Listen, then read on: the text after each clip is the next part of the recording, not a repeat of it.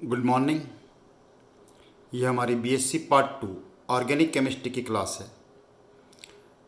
Organic chemistry में अब तक हम अल्कोहल, फिनॉल ईथर्स, उसके बाद स्पेक्ट्रोस्कोपी पूरी, आईआर ये सब काम हम कंप्लीट कर चुके हैं और आज हम नेक्स्ट यूनिट स्टार्ट कर रहे हैं कार्बोनाइल कंपाउंड्स।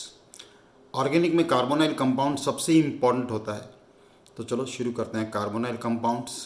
कार्बोनाइल कंपाउंड्स क्या होते हैं? देखिए, मैं जैसा कि हर बार आपको वीडियो में बताता हूँ कि आप वीडियो देखने के साथ साथ, सुनने के साथ साथ अपनी कॉपी और पेन लेके बैठें और जो एक्सप्लेनेशन में देता हूँ, जो डेफिनेशन में बोल रहा होता हूँ, उनको साथ साथ अपनी कॉपी में लिखते जाएं और अपने नोट्स बना लें। बस उससे आपका बहुत बढ़िया होगा।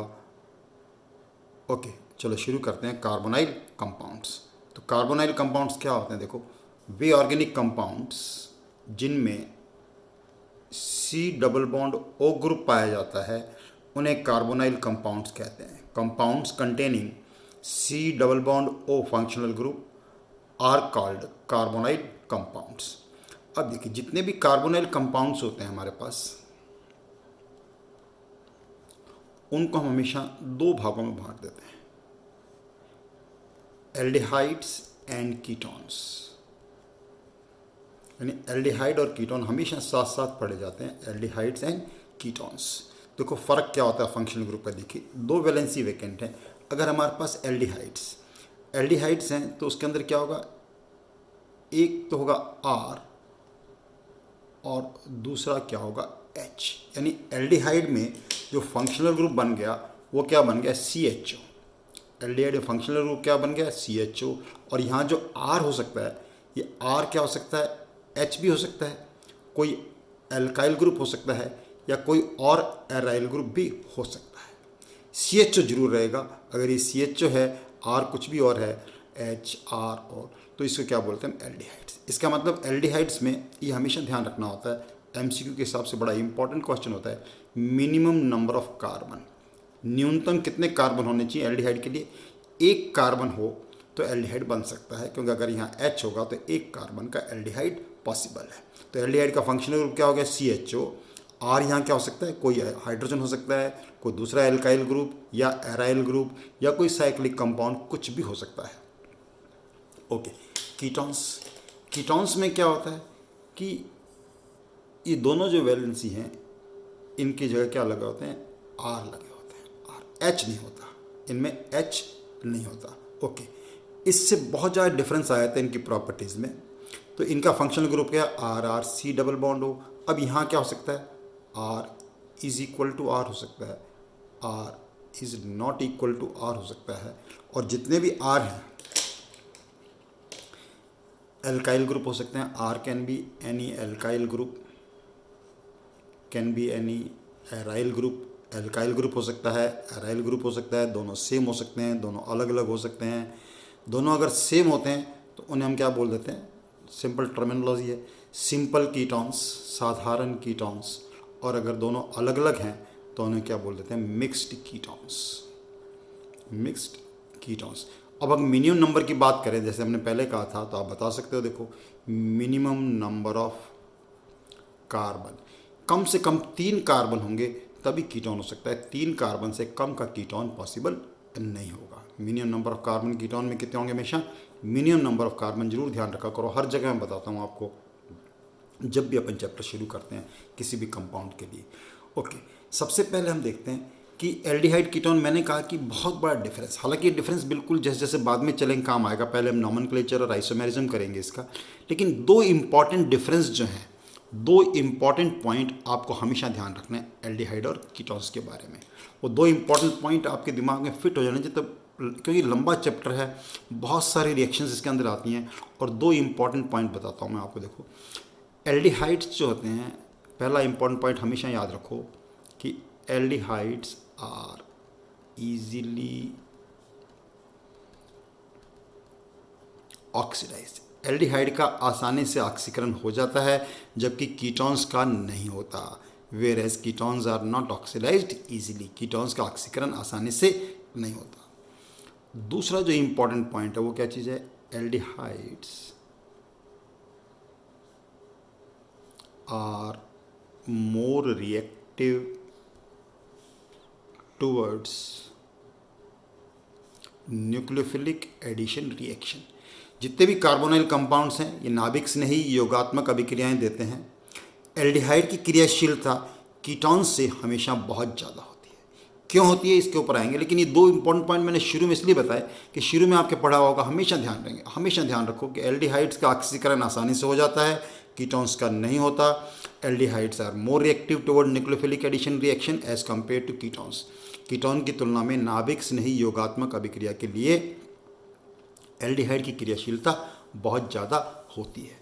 ओके, नेक्स्ट अब हम करते हैं नॉमेनक्लेचर एंड आइसोमेरिज्म, साथ साथ देखेंगे। तो सबसे पहले आप ध्यान रखना चाहिए नॉमेनक्लेचर में, जैसा कि हमेशा बताया जाता है आपको, कि कार्बोनाइल कंपाउंड्स का जनरल फार्मूला, चाहे एल्डिहाइड हो चाहे कीटोन हो, उनका जनरल फार्मूला क्या होता है? CnH2nO। CnH2nO, जहाँ की N क्या होता है? Number of carbon atoms. N किसके बराबर होता है? कितने कार्बन है।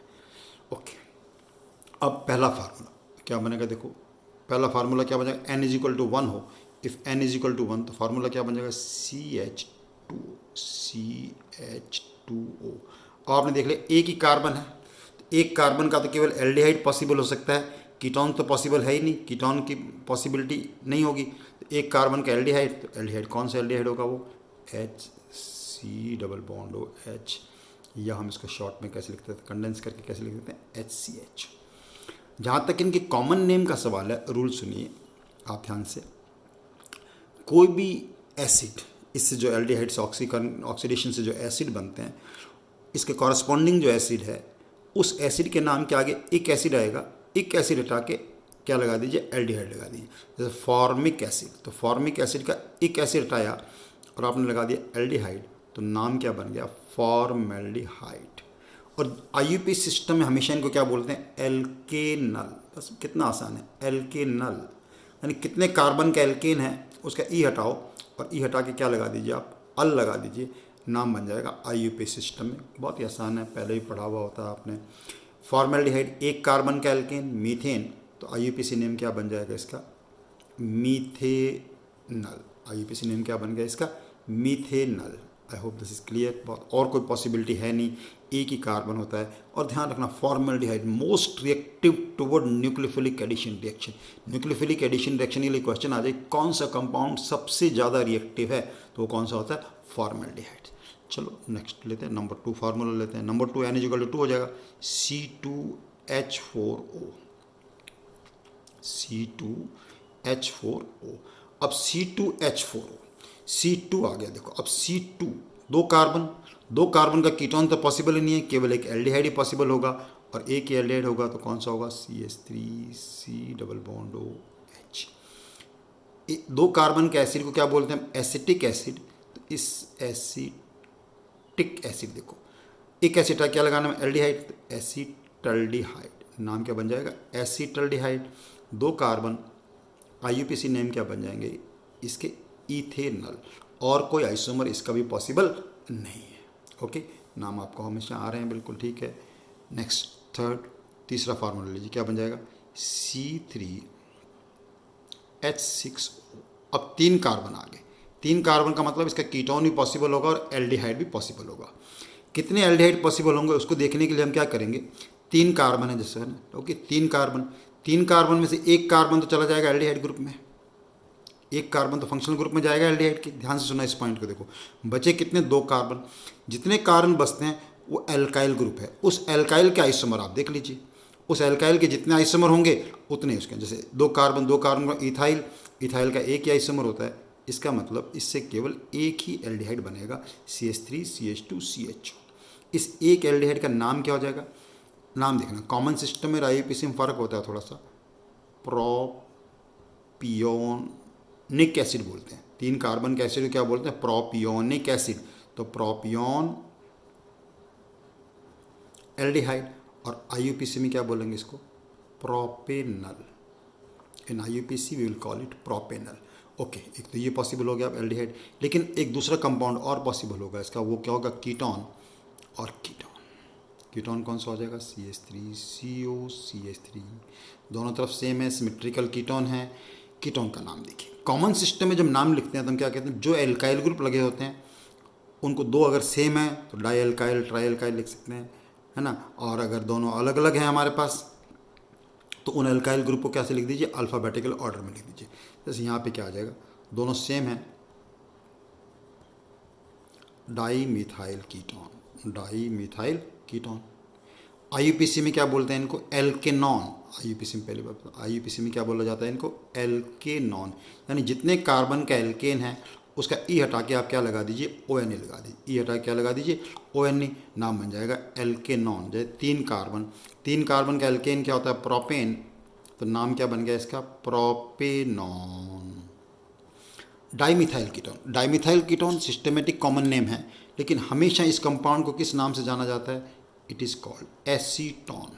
क्या बोलते हैं इसको, एसीटोन प्रिवलेंट नेम है इसका सबसे ज़्यादा। जो ना इसको प्रोपेनॉन बोलते हैं हम, डाइमिथ प्रोपेनॉन आईयूपीसी नेम है, लेकिन जब भी इसका क्वेश्चन आएगा how does acetone react with how it is prepared, acetone ही बोलना। तो एसीटोन आपको याद रखना है, इसका कॉमन नेम क्या है, एसीटोन इज द नेम।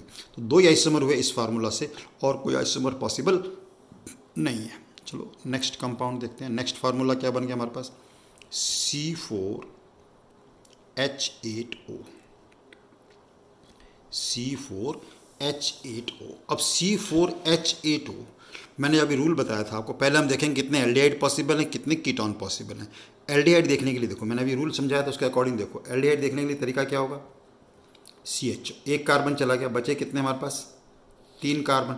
अब 3 कार्बन का मतलब हो गया प्रोपाइल। प्रोपाइल कितने होते हैं, प्रोपाइल के कितने आइसोमर होते हैं, 2। ये आपको शुरू से याद कर रखा है हमेशा। Methyl 1, ethyl 1, propyl 2, butyl 4, pentyl 8। ये हमेशा सबके टिप्स पे होने चाहिए। प्रोपाइल 2 होते हैं, प्रोपाइल 2 का मतलब इस फार्मूला से हमारे पास 2 एल्डिहाइड पॉसिबल हो जाएंगे। 2 एल्डिहाइड कौन से हो जाएंगे, देखो पहले हमने 2 प्रोपाइल में से नॉर्मल प्रोपाइल लगाया CHO, और दूसरा एल्डिहाइड जो लिया उसके अंदर हमने कौन सा लगा दिया, CH3CH, CH3CH। अब इनका नाम लिखने का तरीका देखिए।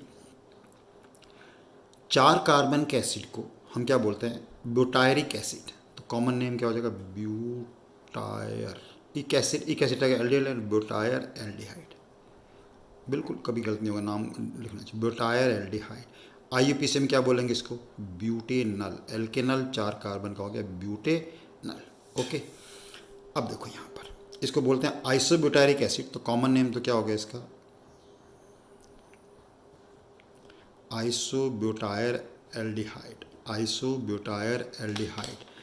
अब देखना, अब ब्रांचिंग हो गई है, तो ब्रांचिंग में नंबरिंग कैसे करते हैं ये आप बहुत ध्यान से देखिएगा। अगर हम आईयूपी सिस्टम में नंबरिंग कर रहे हैं, देखो किस में नंबरिंग कर रहे हैं, आईयूपी सिस्टम में, तो जो एल्डिहाइड वाला कार्बन है इसको नंबर देंगे 1, उसके साथ वाले के 2, उसके साथ वाले को 3 एंड सो ऑन। लेकिन अगर हम कॉमन सिस्टम में नंबरिंग कर रहे हैं, ये प्रिवलेंट सिस्टम है आपको पता होना जिसके अंदर, तब एल्डिहाइड को कोई नंबर नहीं देते, एल्डिहाइड को कोई नंबर नहीं देंगे। अगर कॉमन सिस्टम हम नंबरिंग करेंगे, आईयूपीसी में नंबरिंग क्लियर होगी आपको।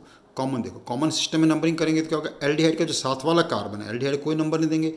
एल्डिहाइड के साथ वाले क्या बोलेंगे, अल्फ़ा, उसके साथ वाले क्या बोलेंगे, बीटा, उसके साथ वाले को गामा, उसके साथ वाले को डेल्टा। ये नंबरिंग हमेशा आपको ध्यान रखना है कॉमन सिस्टम में। ओके, तो आइसोब्यूटाइल एल्डिहाइड। अब हमें आईयूपीसी नाम लिखना है, तो आईयूपीसी में पोजीशन नंबर 2 पे क्या लगा है, ग्रुप लग गया 2 पे, 2 पे कौन सा ग्रुप लग गया, मिथाइल। कितने कार्बन की चेन है, 3 कार्बन की चेन है। 3 कार्बन की चेन को हम क्या बोलते हैं, प्रोपेनल। तो पोजीशन नंबर 2 पे क्या है, मिथाइल, तो नाम क्या बन जाएगा इसका, 2 मिथाइल प्रोपेनल। तो आईयूपीसी नाम आया आप सबको, 2 मिथाइल। नंबरिंग का रूल जो मैंने बताया ये ध्यान रखें। तो इस फार्मूला से 2 तो क्या हो गए, एल्डिहाइड पॉसिबल हो गए। अब नेक्स्ट देखते हैं इस फार्मूला से कितने कीटोन पॉसिबल होते हैं। मैं थोड़ा चेंज कर लूँ स्पेस को, 1 minute just please.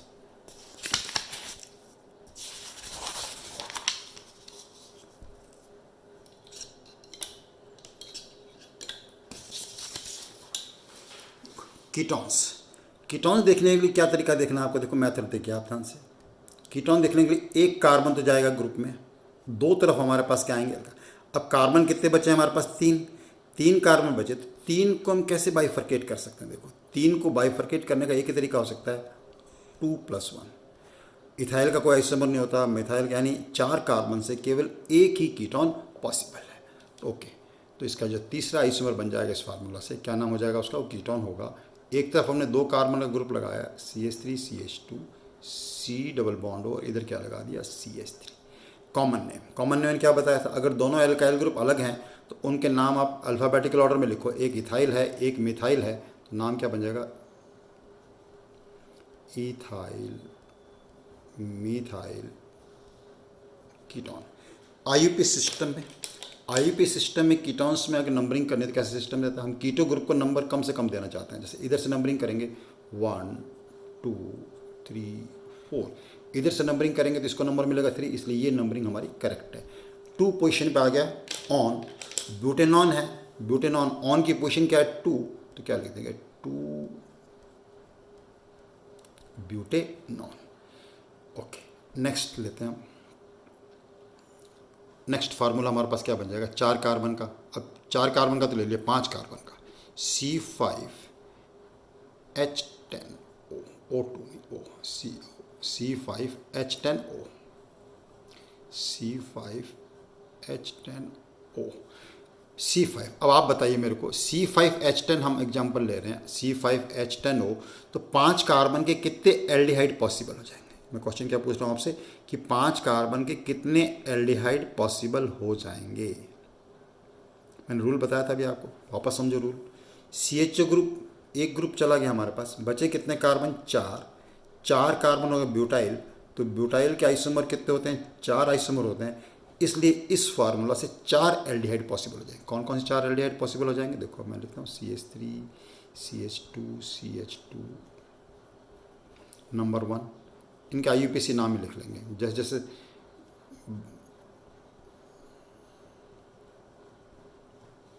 Number 2 number 3।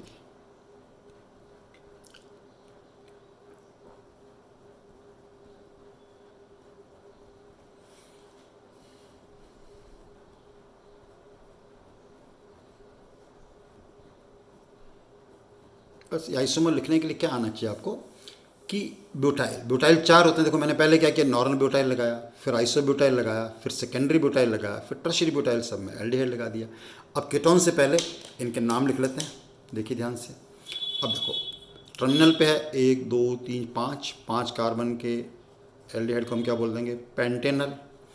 अभी नंबरिंग मैंने सिखाई थी 1 2 3 4, 3 पोजीशन पे क्या लगा है, मिथाइल ग्रुप, तो 3 मिथाइल, 4 कार्बन को हम क्या बोलते हैं, ब्यूटेनल। अब ये देखिए इसका नंबरिंग 1 2 3 4, पोजीशन नंबर 2 पे क्या लगा है, मिथाइल, तो 2 मिथाइल, 4 कार्बन की चेन, क्या बोलेंगे इसको, ब्यूटेनल। अब ये देखिए नंबरिंग करो 1 2 3, पोजीशन नंबर 3 पे 2 ग्रुप लगे हैं, पोजीशन नंबर 2 पे 2 ग्रुप लगे हैं, 2 2 डाईमिथाइल, 2 2 डाईमिथाइल के बाद 3 कार्बन की क्या आ जाएगी, चेन आ जाएगी, और 3 कार्बन की चेन को हम क्या बोलेंगे, प्रोपेनल। 3 कार्बन की चेन को क्या बोलेंगे, 2 2 डाईमिथाइल प्रोपेनल। ओके, तो ये तो हो गया आपका 4 कार्बन का एल्डिहाइड पॉसिबल हो गए। 4 एल्डिहाइड पॉसिबल के बाद अब हम देखते हैं कितने कीटोन, आपको बताना है कितने कीटोन पॉसिबल होंगे। देखो आपको बताना है कि कितने कीटोन पॉसिबल होंगे, कितने कीटोन पॉसिबल होंगे। देखिए इससे क्या रूल बताया था मैंने अभी, आप क्या समझाया था, C डबल बॉन्ड हो, एक कार्बन तो जाएगा, बाकी कितने बचे, 4 कार्बन। अब 4 कार्बन को आपको बाइफरकेट करना है, तो बाइफरकेट कैसे कर सकते हैं इसको, 3+1, और एक हो सकता है 2+2, 3 प्रोपाइल कितने होते हैं, 2, तो यानी इस कॉम्बिनेशन से कितने आइसोमर बन जाएंगे, 2, इस कॉम्बिनेशन से कितने बन जाएंगे, 1, तो टोटल आइसोमर इसके कितने बन जाएंगे, 3 बन जाएंगे। बस ये तरीका अगर आपको आ जाता है तो नंबर ऑफ आइसोमर बताने में कोई दिक्कत नहीं होती कभी। शुरू से मैं अल्कोहल, फिनॉल, ईथर सब शुरू से ये बात बताता आ रहा हूँ आपको हमेशा एल्काइल ग्रुप के आइसोमर याद रखने हैं। ओके, तो अब कीटोन बनाते हैं, पहले 3 वाले, तो 3 का आइसोमर कौन से बन जाएंगे, CH3 CH2 CH2 C double bond O CH3, दूसरा हो जाएगा CH3 CH CH3 C double bond O CH3, और तीसरा कौन सा हो जाएगा, CH3 CH2 C double bond O CH2 CH3। Done. अब देखिए नेमिंग करते हैं इनका। इसका नेमिंग करने के लिए क्या होगा, 1 पोजीशन नंबर 2 पे क्या है, ऑन पेंटेनॉन, लेकिन पेंटेनॉन की पोजीशन क्या है 2, तो हो जाएगा 2 पेंटेनॉन। 1 2 3 4, 3 पोजीशन पे क्या है methyl, 3 methyl, 3 methyl 2 butanone, 3 methyl 2 butanone. 1 2 3, इसको क्या बोलेंगे हम, 3 पेंटेनॉन। इसको क्या बोलेंगे, 3 पेंटेनॉन। ओके, तो ये हमारा हुआ। अब मैं आपको क्वेश्चन दे रहा हूँ एक, आपको उस क्वेश्चन में क्या बताना है, देखो क्वेश्चन भी दे रहा हूँ आपको, एग्जाम्पल के रूप में आपको दे रहा हूँ। अभी मैं नॉमेनक्लेचर में मिसलेनियस एग्जाम्पल और बताऊँगा आपको, लेकिन उससे पहले एक एग्जाम्पल दे रहा हूँ कि how many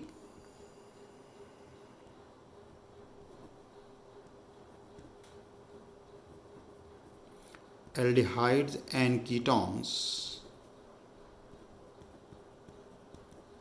possible with molecular formula C6H12O। Question सीखना, क्वेश्चन क्या दिया है, इसका आंसर आप मेरे को बताएंगे। आप मुझे व्हाट्सएप करके आंसर दे सकते हैं, ग्रुप में डाल सकते हैं कि एल्डिहाइड्स और कीटोन्स का नंबर बताना है, केवल कुछ स्ट्रक्चर नहीं लिखने, कोई आइसोमर नहीं लिखने, कि C6H12O मॉलिक्यूलर फार्मूला है, उससे कितने एल्डिहाइड्स और कीटोन्स पॉसिबल होंगे, ये आपको बताना है। ओके, यहाँ से हम कंटिन्यू करेंगे, लेकिन आप इन वीडियोस को देख के अपने नोट्स बनाएं और नोट्स बना के उनको बार बार लर्न करें, तभी इन वीडियोस का फ़ायदा आपको होगा। Okay, keep doing your work. Thank you very much.